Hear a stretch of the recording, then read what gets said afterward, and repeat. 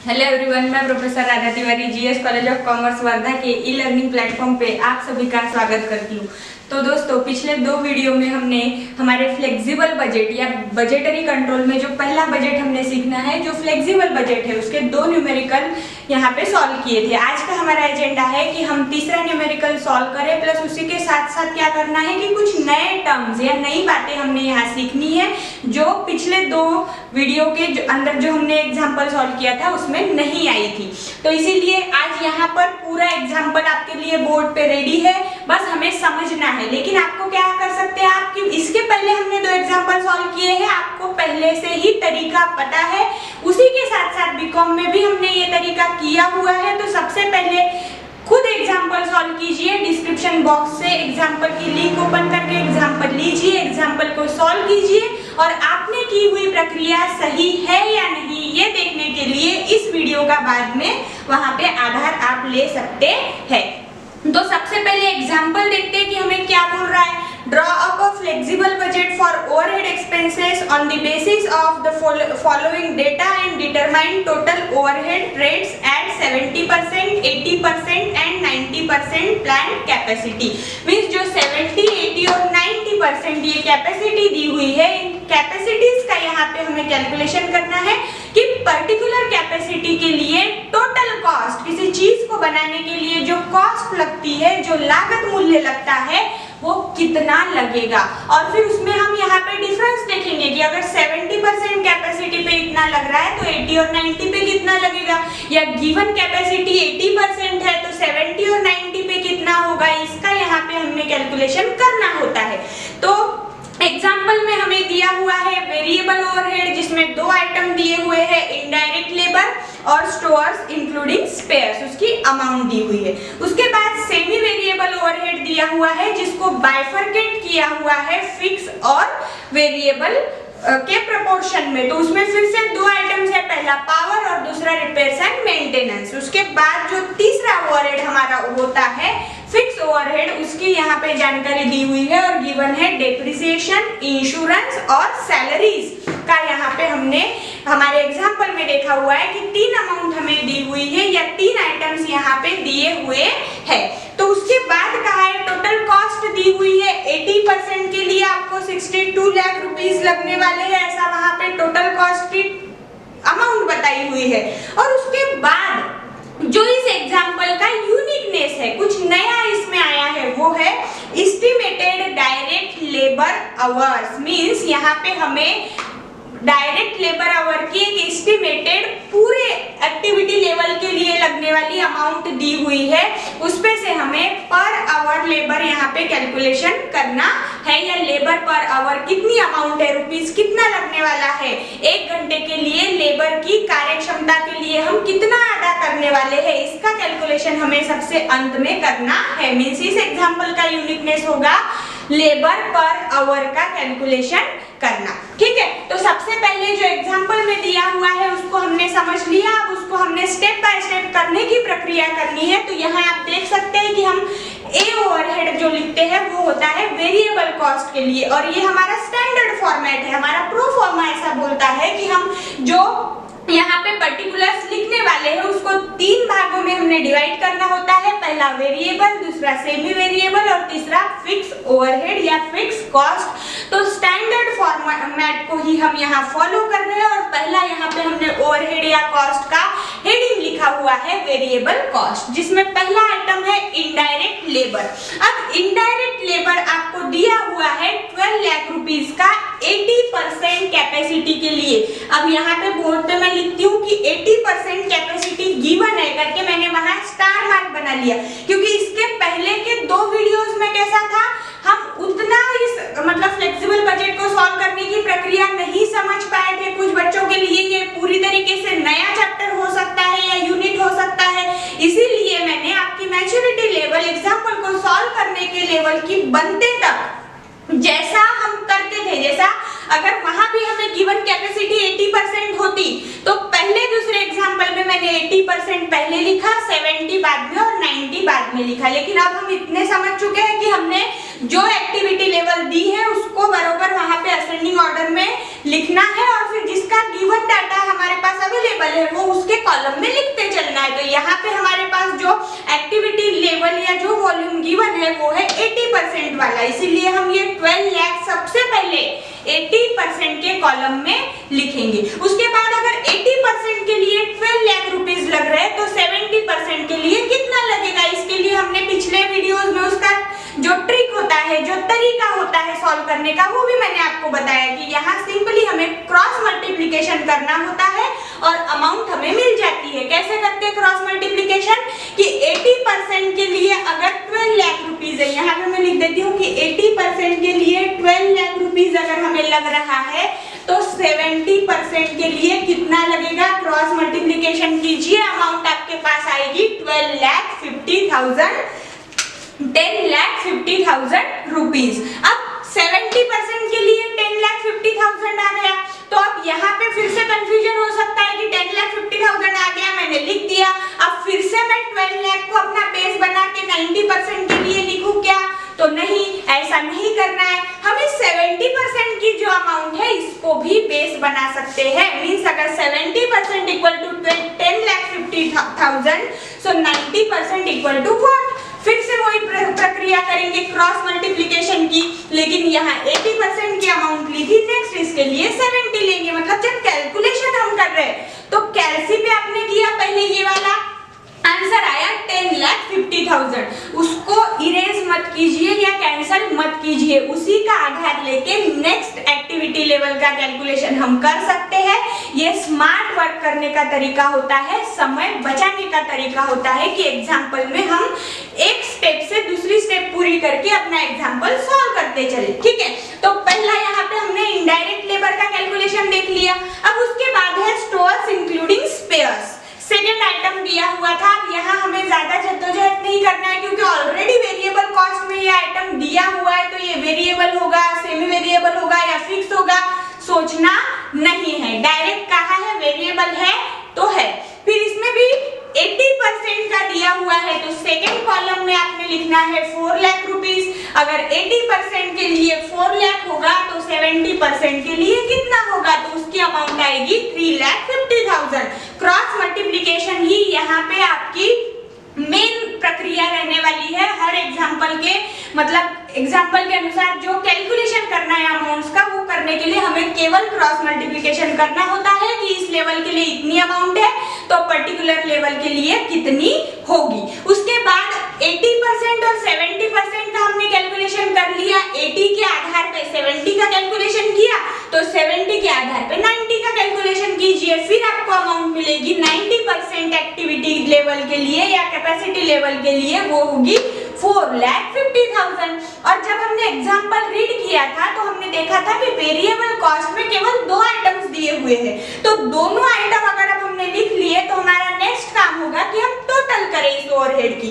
तो यहाँ पे टोटल आएगी जो 70% एक्टिविटी लेवल के लिए होगी वो होगी 14 लाख, 80% एक्टिविटी लेवल के लिए 16 लाख और 90% एक्टिविटी लेवल के लिए 18 लाख रुपीस यहाँ टोटल ऑफ वेरिएबल कॉस्ट होने वाली है। उसके बाद हमारा स्टैंडर्ड फॉर्मेट क्या कहता है कि हम बी नंबर पे या बी टाइप में सेमी वेरिएबल ओवरहेड को बाइफरकेट करें। तो फिर से यहाँ हेडिंग डालेंगे सेमी वेरिएबल ओवरहेड या सेमी वेरिएबल एक्सपेंसेस, जिसमें पहला जो आइटम दिया हुआ है वो है पावर।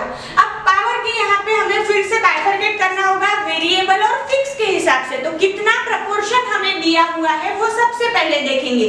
तो वेरिएबल एक्सपेंसेस के लिए अगर हम total of power means 20 lakh को अगर बाइफरकेट करना है तो 70% अमाउंट वेरिएबल का होगा और 30% अमाउंट फिक्स का होगा। तो इसीलिए वेरिएबल यहाँ पे फिर से क्या करेंगे 80% के कॉलम में लिखना है, क्योंकि 20 लाख अमाउंट किसकी दी हुई है 80% कॉलम की, तो 80% के 70% अगर हम निकालेंगे 20 लाख के तो वो वेरिएबल कॉस्ट हो गई 14 लाख रुपीस और 30% निकाला फिक्स कॉस्ट के लिए 20 लाख रुपीस का, तो वो आया 6 लाख रुपीस। अब फिर से यहाँ पे क्या करना है हमें कि होते हैं वो हर एक्टिविटी लेवल पे सेम होते हैं। इसीलिए जैसे हमने यहाँ पता चल गया हमें कि 80% के लिए 6 लाख रुपीस है, तो वही 70% के लिए होगा, वही 90% एक्टिविटी लेवल के लिए होगा।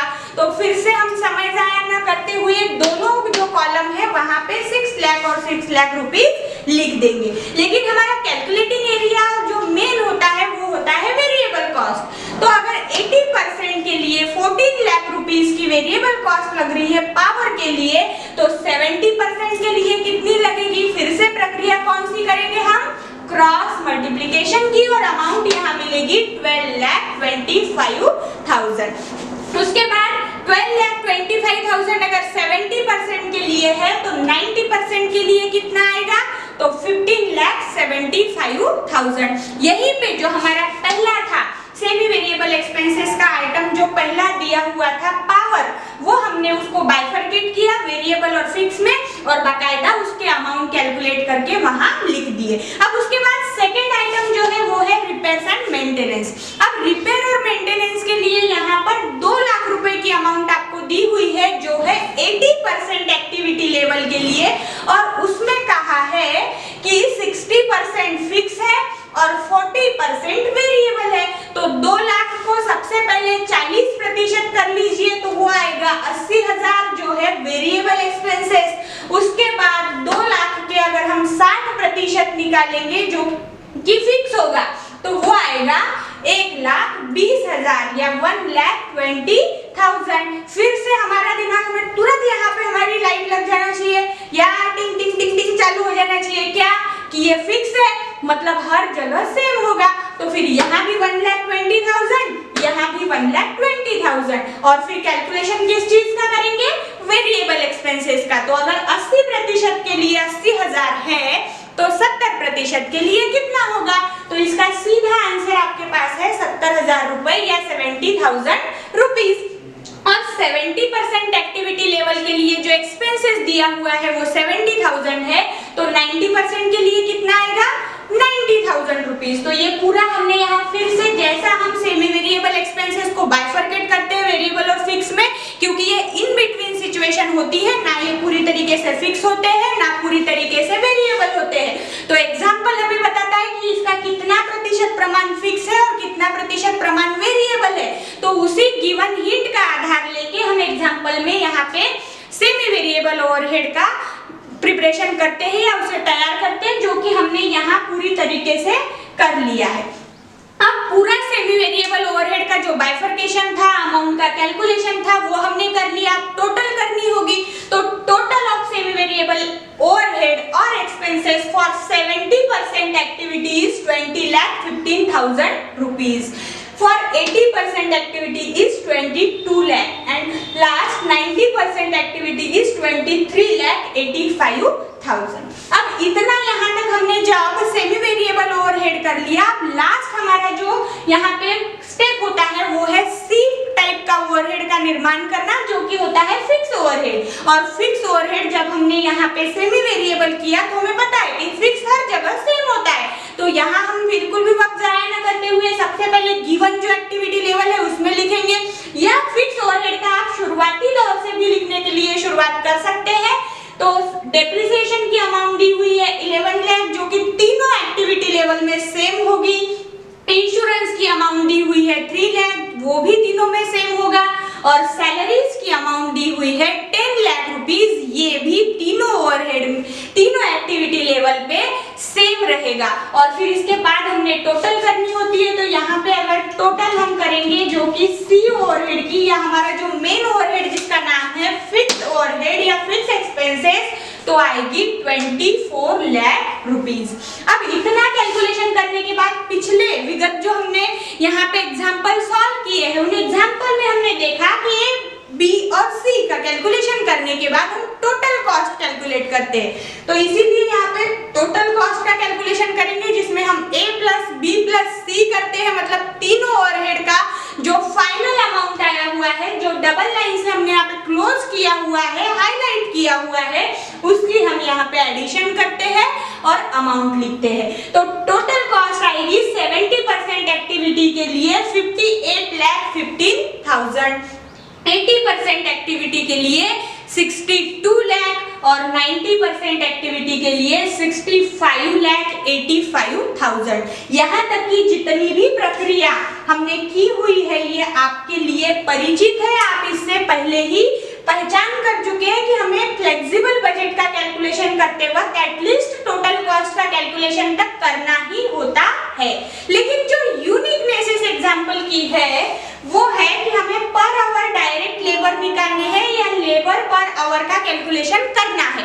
और इसके लिए अब ये टोटल कॉस्ट का कैलकुलेशन हमने किया, लेकिन एस्टिमेटेड डायरेक्ट लेबर आवर्स ये जो 1,24 लाख रुपीस आपको दिया हुआ है ये आपके एग्जाम्पल में 80% कैपेसिटी के लिए दिया हुआ था।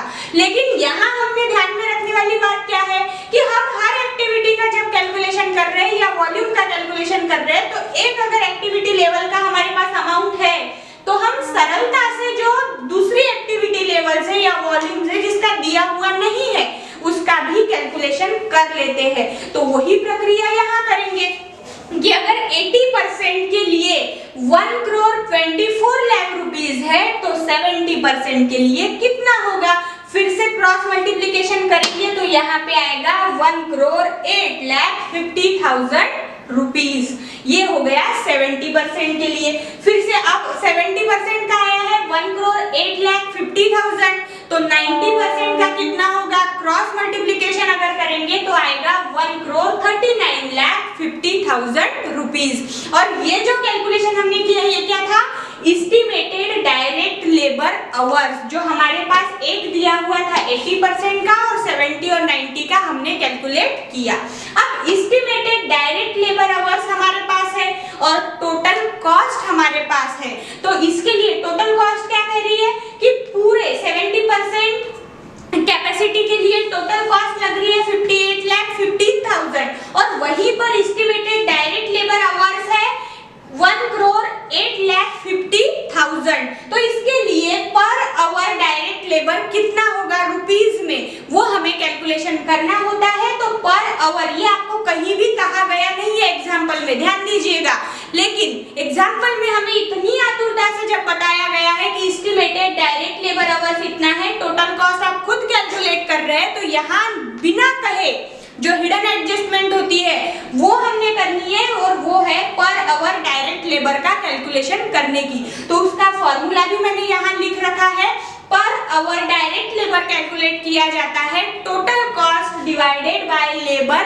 आवर्स करके। तो टोटल कॉस्ट 70% कैपेसिटी के लिए है 58,15,000 डिवाइडेड बाय 1,08,50,000 अगर आप करेंगे तो यहाँ पे 0.54 आपका आएगा, जो कि ये अप्रोक्सीमेट किया हुआ है 0.53 समथिंग आगे आने वाला और 5 के बाद का आंकड़ा है करके मैंने यहाँ पे अप्रोक्स करके 0.54 लिख लिया।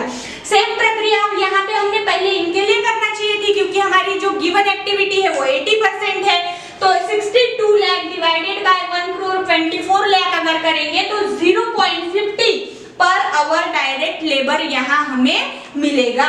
और उसके बाद अंतिम जो एक्टिविटी लेवल है 90% की, उसका टोटल कॉस्ट दिया हुआ है 65,85,000 और उसकी जो एस्टिमेटेड डायरेक्ट लेबर आवर का कैलकुलेशन हमने किया वो है 1,39,50,000 रुपीस। तो दोनों का डिवाइडेशन करेंगे 65,85,000 डिवाइडेड बाय 1,39,50,000 रुपीस।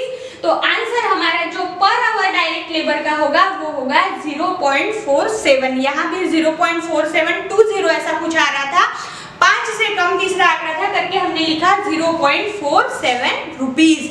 तो इस एग्जाम्पल में जो पिछले विगत 2 एग्जाम्पल्स में हमने देखा था कैलकुलेशन ऑफ टोटल कॉस्ट वो भी देखा और जो नई प्रक्रिया बताई गई है पर आवर डायरेक्ट लेबर के कैलकुलेशन की वो भी मैंने आपको बताने की कोशिश की है। आशा है आपको ये समझ आया होगा। अगले वीडियो तक का इंतजार कीजिए, तब तक के लिए बने रहिए, पढ़ते रहिए। धन्यवाद।